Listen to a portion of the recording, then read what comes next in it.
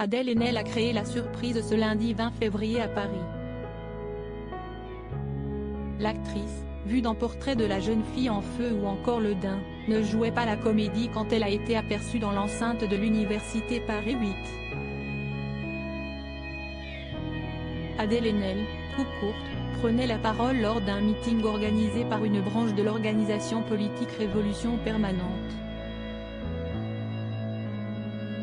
Adèle Haenel a appelé à la mobilisation pour lutter contre la réforme des retraites. Mais ce ne sont pas ces propos qu'Éric Nolot a retenus. Le chroniqueur polémique, connu pour avoir notamment formé un duo avec Éric Zemmour, a repris un extrait de l'intervention d'Adèle Haenel, dans lequel elle affirme que le gouvernement est composé de violeurs, pour lui rentrer dedans sur Twitter. Et si est une blague d'un goût douteux, puisqu'un référence à une conduite sous l'emprise de stupéfiants rappelant la triste affaire Pierre Palmade, qu'il a faite pour faire entendre son désaccord avec la comédienne, le plus important, si est qu'Adèle Haenel ne prenne pas le volant dans cet état. Si la principale intéressée s'est abstenue de tout commentaire, Benjamin Biolay n'a pas pu se réduire au silence. En story Instagram, voir notre diaporama, l'ex de Chiara Mastroianni, à défaut de pouvoir lui remettre un César dans la soirée, lui a décerné le prix de beauf de l'année, entre autres. Une intervention loin d'être la première pour le chanteur, peu friand des critiques injustes.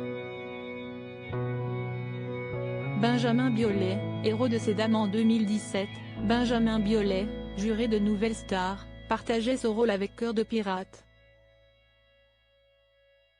Cette dernière faisait l'objet de commentaires virulents sur les réseaux sociaux en raison de ses nombreux pleurs devant les prestations des candidats.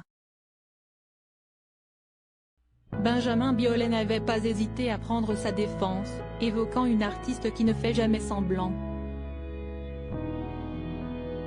L'année suivante, si est Catherine Deneuve, son ex-belle-mère, qu'il avait défendu face à des haters indignés de sa participation à la tribune du Monde défendant la liberté d'importunité à l'ère de MeToo.